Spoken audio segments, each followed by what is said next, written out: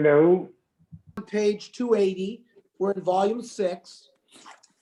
We're dealing with giving Trumas and Maestras. It's Yoredea Shin Lamed Aleph. And there are a number of important halachos and customs that we must be familiar with before separating Trumas and Maestras. One is a custom mentioned by the Ramah to wet the produce. That means put moisture on it so that it will become a kabul tuma, susceptible to impurity, which only occurs when it comes in contact with one of the 7 liquids, which we discussed in the Shirman of Rosh Hashanah, meaning you have to be machshir something to makabel tuma, because it says, v'chiyutan mayim al zera, a dry seed or anything dry that if a sheretz falls on it, it's not going to be makabel tuma. It's got to be moist with 7 of the liquids: water, blood, milk, honey. We listed the seven different liquids that will be machshir something to be makabel tuma. So, since remember we learned that bisman hazeh, if we mafresh truma, we don't know who's a kohen to give it to. Number 2, we also said that we're all tameh, so a kohen cannot consume truma tmeya.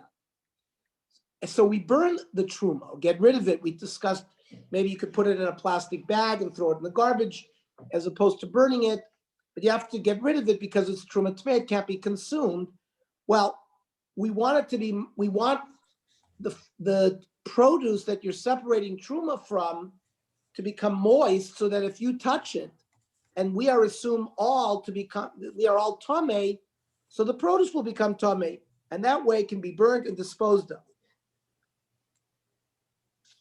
Says the Ramah in Yoredea Shin Lamed Aleph, v'chol zeh ma'iri b'truma shehuchshura. Everything we've talked about, that it's going to become tamei, you got to get rid of it. That's truma that was machshir to be makabel tuma. Da'az nitmei sumutar l'sarfa. Because by us touching it, it'll become tamei, and then it's permitted to burn it. Aval ib lo huchshura, if it had never become wet, then even if we touched it, it doesn't become tamei. Shelo nitmeis. Therefore, asr l'sarfa. Therefore, it's truma tahira, and you can't burn it. So says the Ramah, tov lahachshir oisam koidem yiruach. We said that the final processing is when you heap up the grain in a pile, and then you smooth the pile on top. So you should be machshir it before it has become ready to have trumas taken from it. Kadesha diskabel tuma v'emutul esreifa. The Sefer HaKashrus records the same custom to pour water on the produce and then touch them. Right? Nohagim l'tamis ha'peres of ne'afrasha. Before you separate trumas and maestras, you should make them wet. Al yedehir taftem b'mayim, through water shemizafim that we sprinkle on it, and then v'negiyabem, and then you touch it. Now, another requirement to give the trumas and maestras is the requirement of mukaf, right? The Gemara in Gittin states that any quantities of produce from which one is separating Truma and Maaser, so should all be placed in the same location so that there are no barriers or separations in between them. Meaning, let's say we have a certain amount of produce that we want to use as Trumas and Maasers for a large group of produce. Well, they have to be contiguous, or they have to be close by. They have to be in the same room. It can't be that the produce that you're using for Trumas and Maasers on a big amount can be in a different house. This is the requirement of mukaf. We learn it from the Gemara in the Masechta Gittin. So a chaver in the times of Chazal was a person who was very careful in Tumah v'Tahara, and very careful that everything that he ate had Trumas and Maasers mafresh from it. So is it possible, says the Gemara, that a chaver would separate Truma not if the produce that they're using to separate is not situated near the original produce? Rashi explains that this halacha is derived from the pasuk quoted above concerning Truma that uses the term V'harimosa mimenu truma l'Hashem. You shall raise up. Rashi says mukaf is lashon mechuber u'makur. It's got to be either connected or close. Like we learn in Masechta Bay, you don't put two barrels together. We learn it from a pasuk of v'haremosa mimenu. You shall raise truma from it. That means it should be close. Minamuka flow bisifri.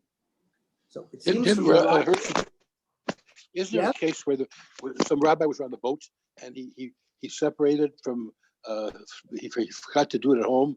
He took the truma from a boat. He was on a ship, and there was some, and they separated from there. That wasn't in a mukaf too. Did he do it with intentions of having the tvua that was at his house being able to become a chulin? We'd have to.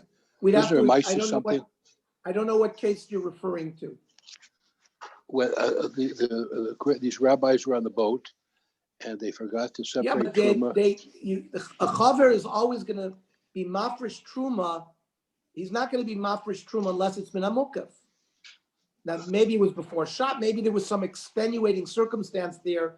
It was before Shabbos, or we'll have to see what the case was over there. But normally you would not separate produce that's with you if you were not close to where the original produce is that you're trying to be. That's the teva.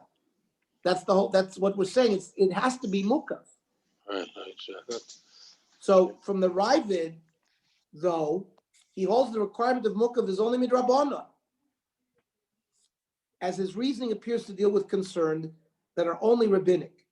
Says the Ravid, the time the Trumah Gedolah she'enin tells elman hamukaf. The reason why Trumah Gedolah has to be done, they have to be near each other. But they should tell us ba'oimin, because Trumah can be done by estimation. You don't have to measure carefully. You can look at it, because we know even one kernel will pater a whole silo. So all you need is oimin, and therefore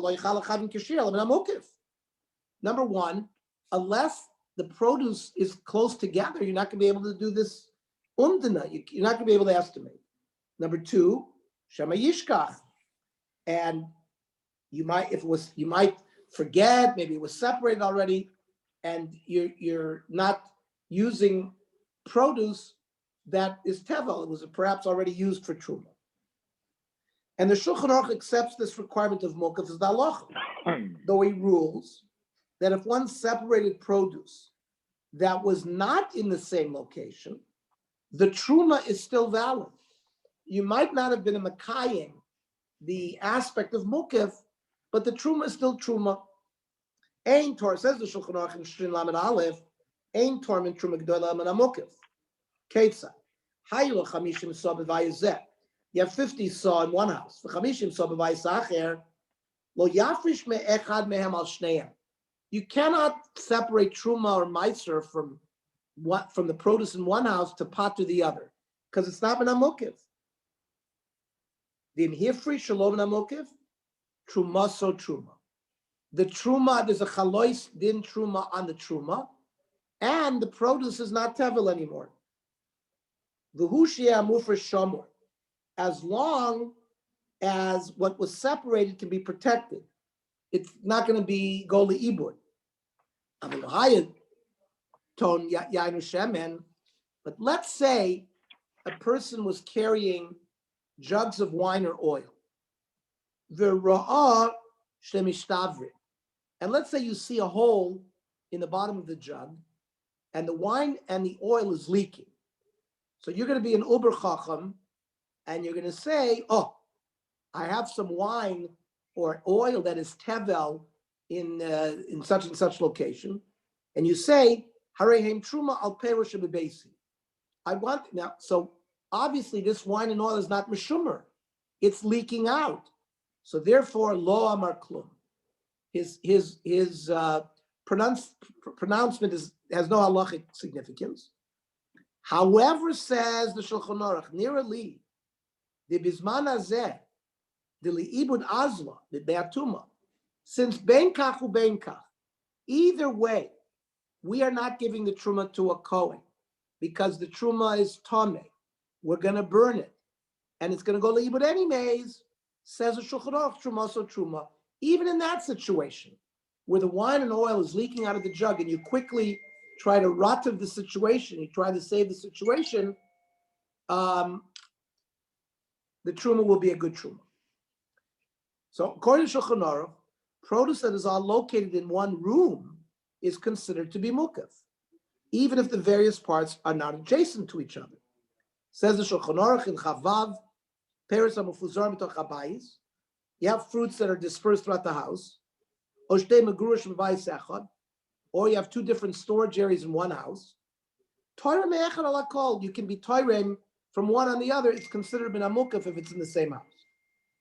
The Gra notes that in the Bir Gra, that if they are inside sealed containers, you must open the containers before they're considered mukaf.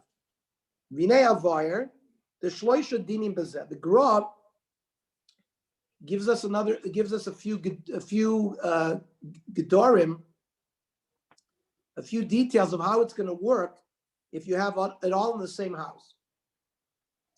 Imheim below kli klal. So let's say the produce is not in a kli. So then ain't tzarich afilu negia. They don't have to be touching each other. And vafilu rechoikim abayis mitzarfan. Even if they are distant from each other, as long as they're under the same roof, the bias basically puts them together, considered bin amukaf. However, says the Gra Mehem b'toch kli, if they're in a vessel but psuchim milmala, but the kli has a top that's been removed, so it's open, tzrichin akafa, you got to bring them in proximity. Lu kiriv v'negias kelim adadi. You should try to get the kelim to touch. That's considered bin amukaf. The imhem stumim afilu negilo mahani. And if the kelim are closed, even if you make them touch, it's not going to be bin amukaf. You got to open up the kli. It's clear from the Rambam that the requirement of mukaf only applies to truma, but Maaser may be separated using produce that is located elsewhere. So Maaser you can give even though the produce is not all together. Like in a case that Alan was talking about, it's on a boat and you want to pot or something in a warehouse. For Maaser that can work. Maaser mimokam zal mokam acher. Ve'enu tzarich laser min hamukaf. The din of min hamukaf only applies to truma and doesn't apply to Maaser. Now, another requirement concerning trumas and maasros is that when they only separate them from a large quantity of produce, when they are all the same type. For example, one may separate truma with cucumbers for a quantity of cucumbers, or you can use apples for apples. But one may not separate oranges as truma for apples. And the Mishnah in Truma says that clearly. Ein tormi mimin al she'eno min. You don't give truma from one species for the other. And v'im Torah mean truma, so truma. If you did, the truma is not a truma. There's a similar rule mentioned in the Mishnah in Trumas, that when they not separate truma from produce, that is subject to the obligation of truma for produce that is exempt from the obligation. It means you got to use produce that is mechuyev in truma. Thus, when they not separate truma from produce grown by a Gentile for produce grown by a Jew, because we learned produce grown for a Gentile is not chayiv in truma. And the same applies to separating produce from which truma has already been taken on other produce. It's already it's got to have the same chiyuv as what you're trying to do. According to Rambam Shulchan Aruch, these rules and similar ones, for example, not separating from produce that is picked for produce that is still attached to the ground, applies even to the b'di'evet, and therefore truma that is separated improperly is not valid. Says the Rambam in Hilchos Trumos, "B'chol makom ein tormin min al she'eno mino." You can't give oranges for apples. Shenemar kadagan min agoren, v'chamliya min hayakev. Grain from the threshing floor and produce from the van all has to be compatible. And v'im toram, if you try to do it, ain't truma so truma. The truma is not valid. The Shulchan Aruch paskins like the Rambam, ain't tormin min al she'eno mino, v'im toram ain't truma so truma. The Shulchan Aruch goes on, Ein tormin mi dover shenigmer malachto al dover shelo nigmer malachto. an item that the process is not completed, you can't separate truma from produce where it's completed for stuff that's not completed. It's also considered min b'sheino mino. However, in that case, in Toram trumaso truma, because they're the same species. It's just you haven't processed this completely, this grain and that grain, but it's the same grain. There, but the evidence it will work. Then, ain't Toram in mamachur ala talush. You cannot give truma from stuff still connected to the ground on things that have been harvested, and vice versa. Here, b'di'evet ain't truma so truma. The truma doesn't work if you did it. And then the Shulchan Aruch finally says, "Ein tormin mipei Rosh Hashanah zu al pei Rosh Hashanah she'avra." You got to give truma in the same year, like we learned last week about Tu B'Shvat, or it's for pei Rosh Ha'ilon, and for grain was Rosh Hashanah. It depends. It's got to be in the same sort of fiscal year. V'lo mipei Rosh Hashanah she'avra al pei Rosh Hashanah zu. V'im toram eino truma. Shenemar shana shana. Based on this, the Sefer HaKashros produces a number of details concerning the practical application of these rules. Number one, ein mafrishin mimin al sheno mino. It's got to be the same species. El mikomin peros or yerek b'fnei atzmo. The fruit or vegetable has to be the same. Aval mafrishin mizan al zan shall also pri. If you have one strain or a different strain of the same fruit, so that can be done. Peres hadar.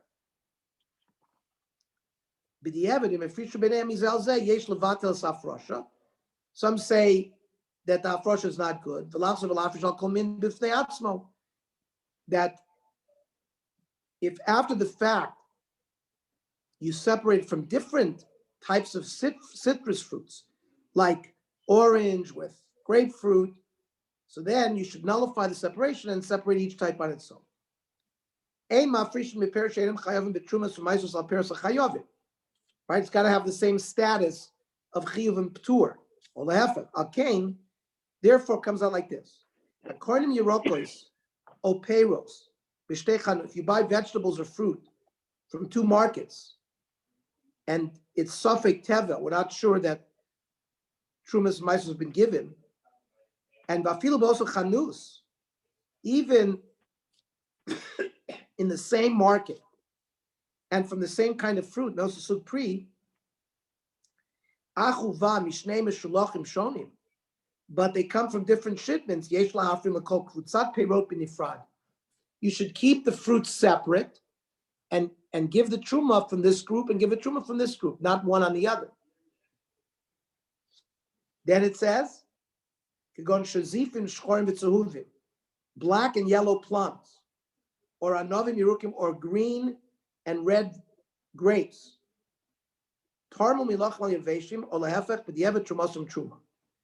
If you separated moist ones for dry ones, so b'di'evet it's okay. Habitul nasa yedei she'ela. When you mevatel truma, you got to go and ask a chacham, like being matir and neder. Now, let's discuss the actual process of hafrashas, trumas, and maaser. Must be done in the proper order. You got to first separate truma, and then you got to make the declarations on truma, and then you have to give maaser rishon, and then maaser sheni or maaser ani, and trumas maaser. If one switches the order, the Chazon Ovadia notes that although the separation is still valid, you have violated a positive mitzvah. So the mafresh trumas maaser tzarich lafrisham ala seder. Lechatchila, you should do it in the proper order. Mafresh truma gedoy letchila, v'achakach maaser rishon, v'achakach maaser sheni or maaser ani, v'amad de maaser sheni if they maaser rishon, or maaser letruma if one is preceded to the other. Oy verbaloy sase. You have violated a law. Shene'amar, mle'aschavadi machal lo ta'acher. You shall not delay your offering. But but the Trumah is a good Trumah. Now, the Tzurba is going to present a summary of the guidelines for separating Trumas and Maasros. You should place all the produce together and perform the following steps. Take off slightly more than 1/100th of the total amount of the produce, which is the Trumah Gedola, plus the Trumas Maaser. Because remember, Trumas Maaser is the Trumah that the Maaser the Levi has to give from his Maaser. So he had to give 1/10. So we give 1/10 to the Levi. So 1/10 of 1/10 is 1/100th. So the 1/100th is going to be the Trumas Maaser. And a little bit more, that's the Trumah Gedola. Like we said, even a Mashahu can be used for Trumah Gedola today. We want to minimize it because it's going le'ibud anyways. You're burning it. So slightly more than 1/100th, which is the Trumah Gedola plus the Trumas Maaser. Right? The 1/100th is the Trumas Maaser, which is 1/10 of the Maaser Rishon, which itself is 1/10 of the total amount. That's how we get 1/100th. And the extra amount is the Trumah Gedola, for which we said only a small amount is taken. So if we know for sure that the produce is definitely tevel, for example, let's say you picked it off your own tree or your own field. Most produce purchased in the supermarket may have had Trumas and Maaser separated beforehand at some point, and is not usually considered definite tevel. We'll see what happens with Israeli produce that is sold in Chutz La'aretz. We'll come back to that. But here we're talking about a case where this is produce that it's growing in your own backyard. So we know it's tevel. So there you would recite a bracha. Bracha to Hashem Elokeinu melech haolam, asher kiddusham yisrael tzivanu, lahafrish trumos u'maasros. One then recites the following declaration that formally renders the amount more than 1/100th to be Trumah Gedola, and the 1/100th itself remains tevel. You separated the amount, but you are not going to declare the Trumas Maaser yet, because Trumas Maaser cannot be declared before you gave Maaser Rishon to the Levi. So that's just trying to keep the order. So we declare the Trumah, we made the bracha, and we're going to declare the Trumah, and we leave the 1/100th, which is going to be the Trumas Maaser, for later. And you say, Echad mimei shebiyadi, yishar b'tivlo. The 1/100th is still tevel. The hayeter b'tzad sofoin, right? The little extra that is connected to this 1/100th, which is to the north of it, yet Trumah Gedola ala kol, will be Trumah Gedola on all the rest, right? You have the 10 pounds. You've taken 1/100th of the 10 pounds. So you say that the Trumah Gedola will be the Trumah Gedola on the rest. One now recites the declaration for Maaser Rishon, which states that the 1/100th plus 9 other portions of 1/100th in the produce, which equal, right, 1/10, right? So are designated as Maaser Rishon. That although one not needs separated, one's not going to give it to the Levi. What we discussed, we don't have to give it to the Levi bisman hazeh, and you're going to eat it because Maaser is not. A Levi can invite you over. It's not like Trumah that you can't eat Maaser. And we said that Amotz Mechaver Lava Raya, you don't necessarily have to give it to the Levi. The Levi has to bring proof that he's a Levi. They don't have proof bisman hazeh. So the 9 of the 100 that you've designated as Maaser Rishon can remain in the group, and you're going to eat it. But now you take the 1/100 that you separated initially, and you declare it to be Trumas Maaser, which will, together with the Trumah, with which it was separated, be disposed of. Either you burn it, or we said you put it in a plastic bag and throw it away. And then you make the declaration. Ha'echad mimei shebiyadi, v'oti shechalokim kamo, shebetzad sofon shel haperos halosh shelefonai, and not 9 portions of the big fruits that are in front of me, harei Maaser Rishon lakol, v'zeh echad shebiyadi, and this 1/100th, yet Trumas Maaser. And then you make another declaration.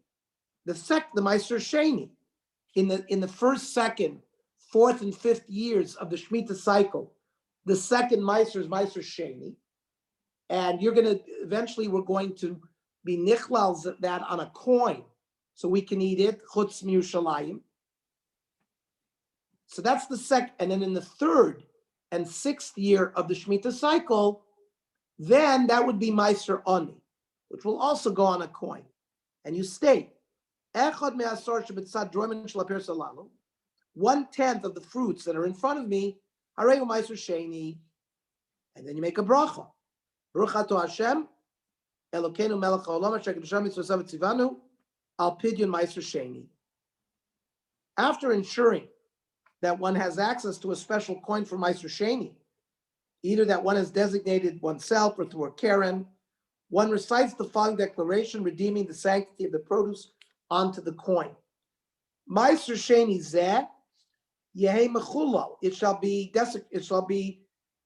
becomes desanctified. Who?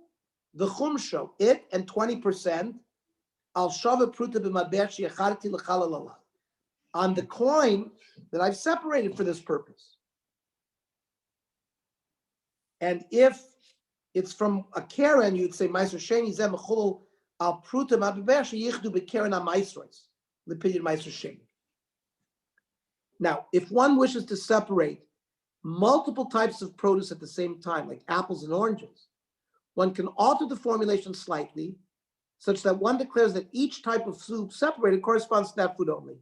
Like you say, 1/100th in my hand should remain tevel. The remainder on the north side should be Trumah Gdola for everything, each type for its own type. Right? Echad mimer shebiyadi yishar b'tivlo. The hayeter b'tzad sofen yet Trumah Gdola lakol kol milamino. The Chazon Ish holds that if one does not understand the declarations, or one does not have them handy, it is permitted to recite a shortened version. But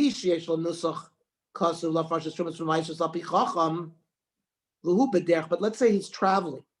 He doesn't have the exact nusach that we just learned. So it's very simple. You take more than 1/100th. The yomer sheyechol hakol,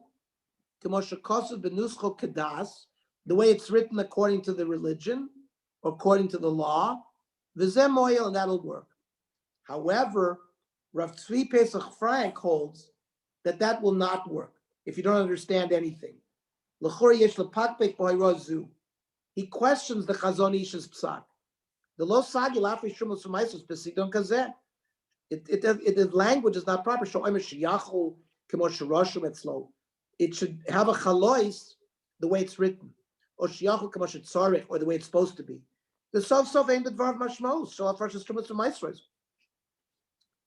His words didn't designate the trumas and maasros properly. So what? It's depending upon what it's written in his ledger that it should take effect without him verbalizing anything. So that Rav Tzvi Pesach Frank argues. Rav Vadia Yosef also agrees that you should not rely on the shortened version. The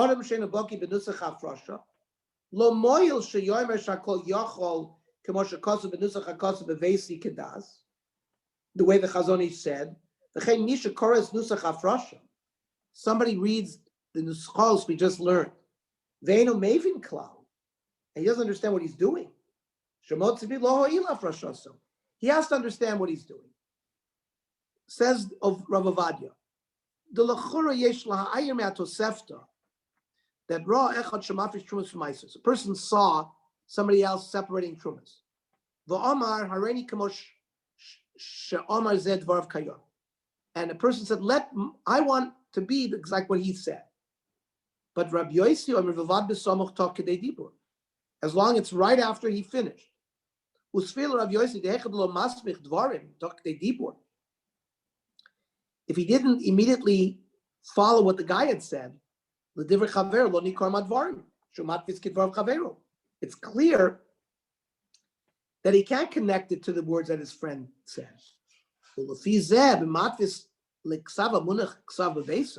Similarly, by relying on a piece of paper that's in his house, the doesn't work. The Sefer Kashrus also rules, like the more stringent opinion, that you can't rely on the shortcut. You have to understand what you're saying. Like it's some kind of davening. You have to understand that they're holy, you can't eat it. Umam coin belongs to the coin.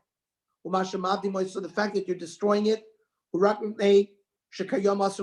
today you can't eat it because it's tummy. That means you got to know what you're doing. You can't just be mafresh. Okay. Everything we learned so far, we're talking about Eretz Yisrael. And remember, we learned last week that Trumah and Bizman Hazeh is M'Rabanan, because Gans Klal Yisrael is not there, according to most opinions. However, what about Trumas and Maaser and Chutz La'aretz?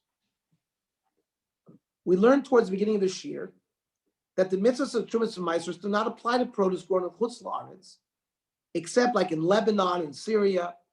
Based on this, we would think that those who live in or visit Chutz La'aretz need not worry about these halachos concerning produce purchased in local stores in Galut.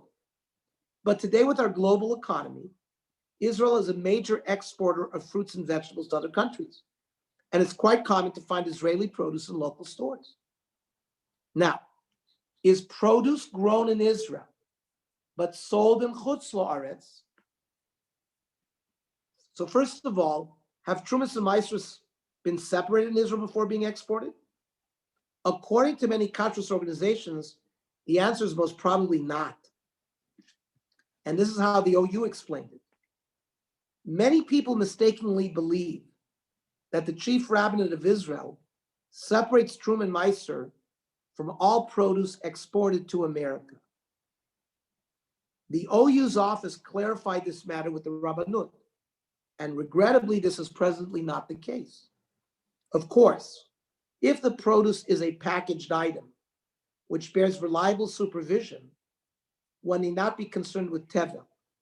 However, in the absence of supervision, the consumer must separate Trumah and Maaser himself. If you go into a store like Ralph's, but let's say you live in Germany or France, and you buy oranges, and it says shipped from Israel, so what the OU is saying, it doesn't have supervision, right? It's not like let's say you buy a box of dried fruit, and it comes with the mashgiach. Well, then that's not tevel. But if you buy just fruits and vegetables that have been shipped from Israel, so we should know that you should separate Trumah and Maaser yourself. We'll see in a minute how that works. It is therefore important to note the source of origin of produce. Generally, supermarkets will post signs indicating fruit or vegetables which are a product of Israel. Readers should be aware that much of the canned grapefruit sections sold in America are products of Israel and require separation. Information on country of origin is provided on the packaging label. The policy of most kashrus organizations, including the OU, the London Beit Din, Star K, Chicago Rabbinical Council, and COR,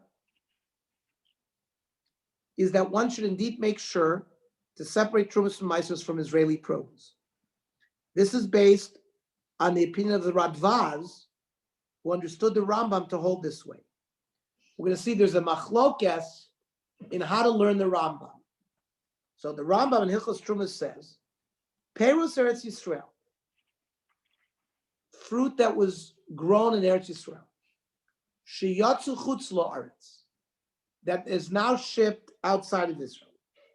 Pturin min achala umin atrumos min amaisros. According to the Rambam, Pashut Pshat, though that produce does not need challah taken or truma or maaser. Shenemar ashani meviaschem shama, shama atem chayovim, b'chutz la'aretz pturin. V'im yatzu l'Syria, if the produce was exported to Syria, they're chayiv only midrabon. But says the Radvaz, aval emirchan beretz Yisrael, if the completion of the process, like they piled it up and smoothed it, If that was done in Eretz Yisrael, and at that point, there was a chiv trumas u'maisros, loy nifteru b'nei sheyatzu chutz la'aretz. Just the fact that you sent them out of chutz la'aretz, it doesn't pater the fact that they were created at that point. It was tavel, and you got to give trumas u'maisros even when they're shipped outside. That's how the Radvaz learns the Rambam. According to the Radvaz, when the Rambam states that fruits from Eretz Yisrael that were brought to chutz la'aretz are not subject to trumas u'maisros, that only applies when the Gemar Malacha, the final stage of processing, when the obligation of Afrasha takes effect, was performed in Chutz La'aretz. But when it's done in Eretz Yisrael, one is still obligated to separate Trumas and Maasros and Chutz La'aretz. That's the opinion of the Ravid as well, who says that even if the Gemar Malacha takes place in Chutz La'aretz, the obligation still applies, the only midrabanan. Right? The Ravid says, Rabbi Kiva Azul Basar Mokum Kvias L'Maiser. The Rambam went after, where was the processing finished? The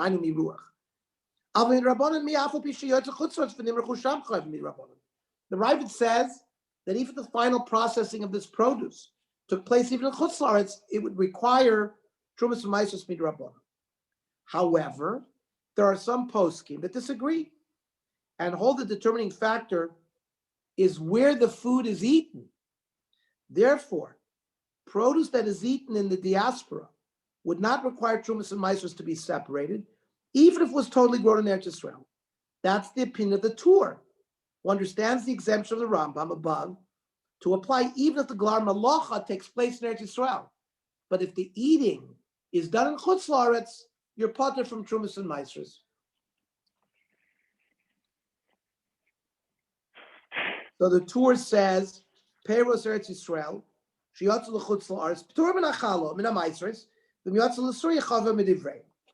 now, what do our achronim, how are they machriya?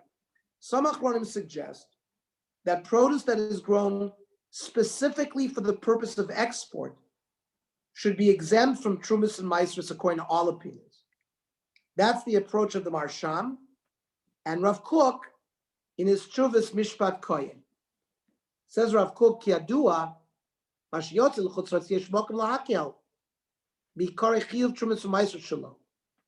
reason to be lenient on produce that goes to Chutz La'aretz regarding Trumas and Maasros.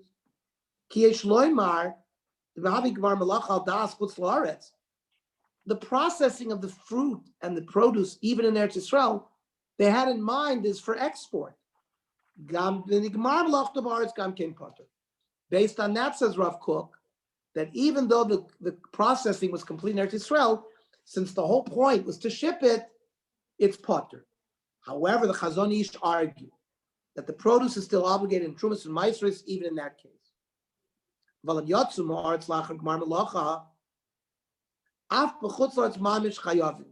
He says, if the Gemar Malacha was done in Eretz Yisrael, and then they were exported, there's a chiyuv even in Chutz La'aretz.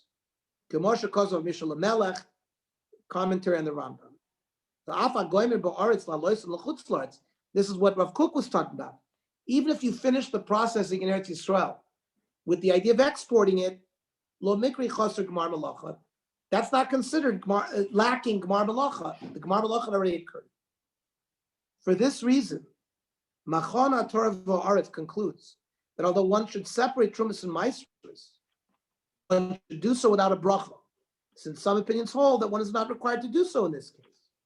Right? Near Shochim L'Chumra, L'Afri Trumas U'Maasros M'Rabanan, after Paris Hamiyutzon L'Chutz La'aretz, even on produce that was shipped to Chutz La'aretz, Kivan Shemachlokas HaPoskim, near Shal Pri Hamiyutzon L'Chutz La'aretz Yesh L'Afri Lo Bracha.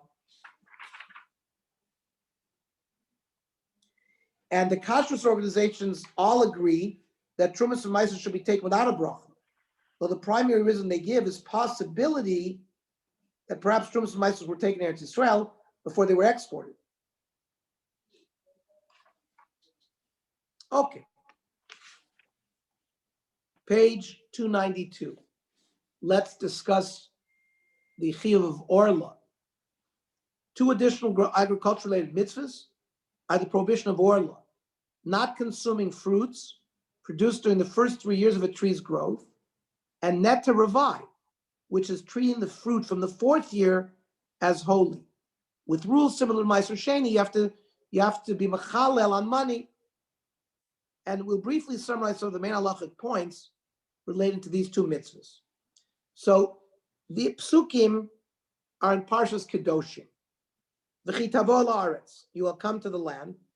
Untatem koletz machal, you will plant a fruit tree.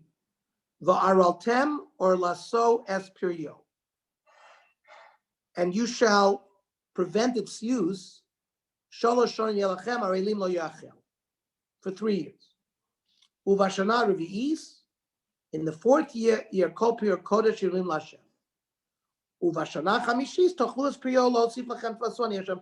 In the 5th year, you can do whatever you want with the fruit.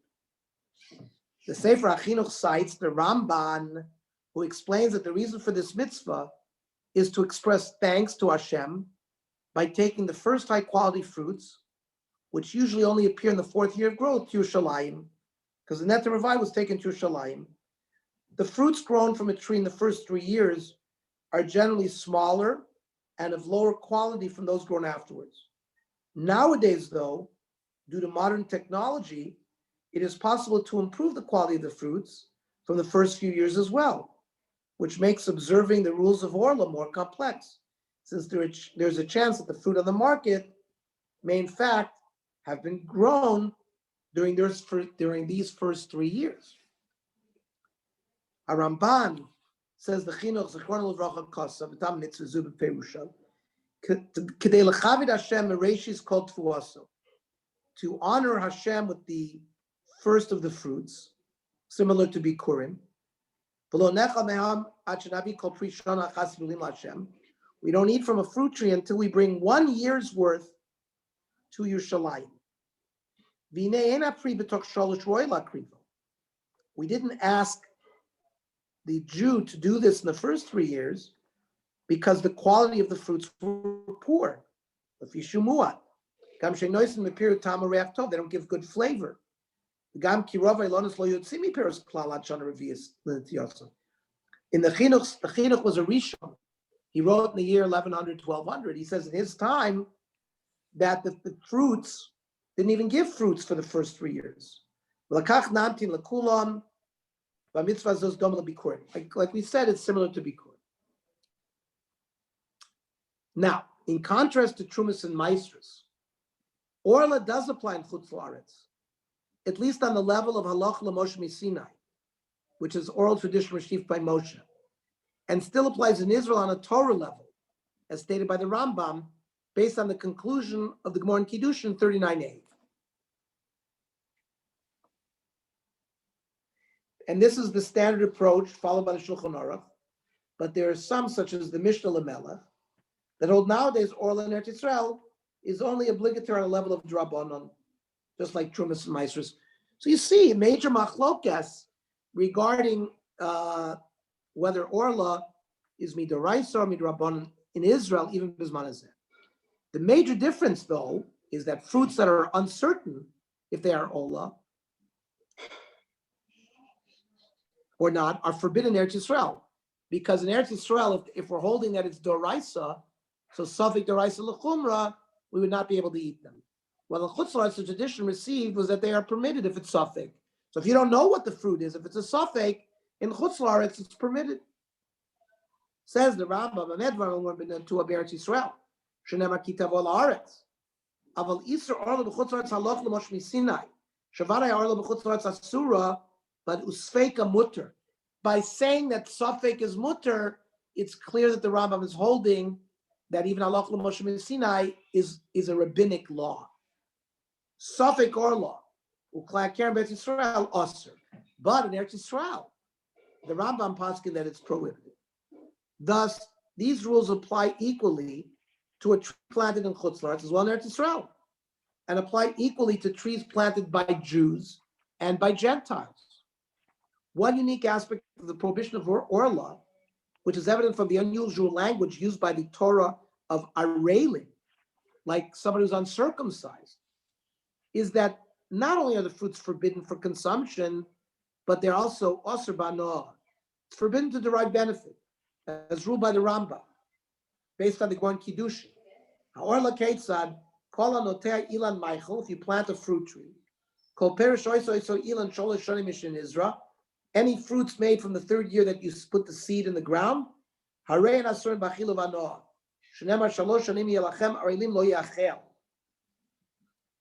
Mishnah and Trumah, not only the fruits forbidden benefit, but what must burn them.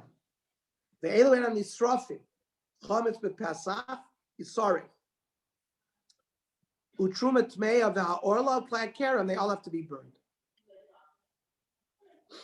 The Achronim disagree as to whether burning them is an absolute, or whether, like we learned by Trumah, can dispose of them using other methods. The main point is to ensure that they are not used improperly. The Yalkut Yosef, in his Kitzur Shulchan Aruch, Yordeya, cites both opinions and concludes that all agree that if one picks them off the tree before they are ripe, one may dispose of them using other means as well besides sreifa. Here are a number of other rules concerning Orla. How to calculate the 3 years. The years are counted from the time the seeds are planted in the ground. However, if one planted more than approximately 1 month before Rosh Hashanah, then that month is already counted as 1 full year. And Rosh Hashanah is considered the beginning of the next year. It should be noted that the seeds must actually take root in the ground more than 1 month before Rosh Hashanah, which may take up to 2 weeks. Therefore, the Rambam rules that one would have to have planted the tree at least 44 days before Rosh Hashanah in order to be counted as 1 full year. 2, to which part of the produce does Orla apply? Orla only applies to fruits of a tree, not to vegetables or other produce, as well as the seeds and peels. It does not apply to other parts of the tree like the leaves and bark. 3, if a tree is transferred from one place to another, like from a nursery to one's backyard, one may have to begin the Orla count again, depending on how much dirt was moved with it. This is because every time it is planted in the ground, it's considered new planting. If sufficient dirt was moved with it so that it could live outside of the ground for 2 weeks, the Orla time period may be continued based on the original count. This is a complex subject and which ideally consult an expert agronomist as well as a rabbinic authority well versed in these matters. It should be noted that even in Israel, one may not necessarily rely on the information given by workers in the nursery, even if they are Jewish but not observant, since it's not always accurate. For example, they may describe how many years old the tree is before one purchases it, yet if it was not planted directly in the ground, the halacha may be different. And they quote a number of articles you could look up regarding that.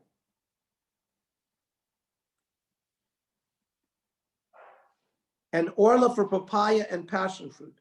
Poskim argue as to whether Orla applies to papaya and certain other fruits, depending on whether they are halachically classified as fruits or vegetables. And there's some truvas that you can look up based on the footnotes. Neta Ravai, mitzvah Neta Ravai applies to all trees that are subject to Orla, which includes our Chutzlar's trees. Nowadays, Neta Ravai is redeemed in the same manner as Maaser Sheni. It's a 3 machlokas, though, whether Neta Ravai applies to trees growing in Chutz La'aretz. According to the Rambam, Neta Ravai does not apply in Chutz La'aretz. According to Tosfos, it does apply to vineyards specifically.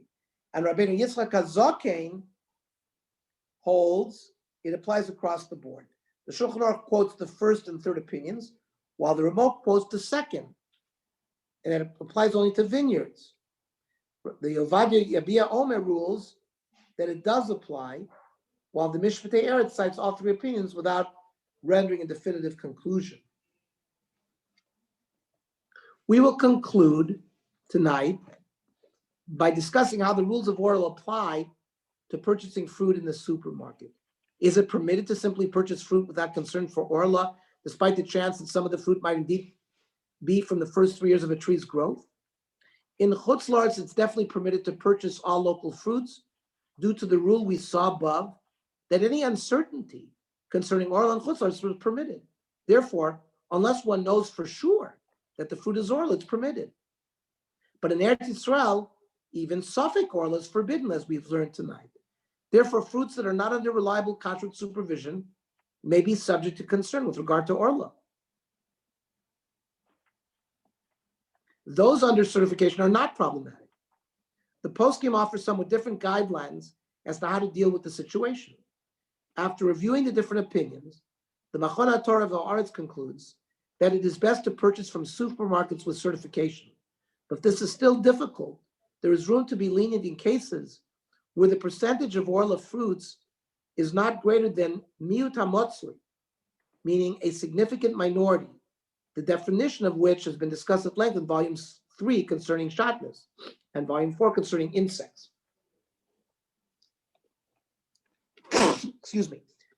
Concerning this complex issue, see the comprehensive article of Machon HaTorah V'Haaretz.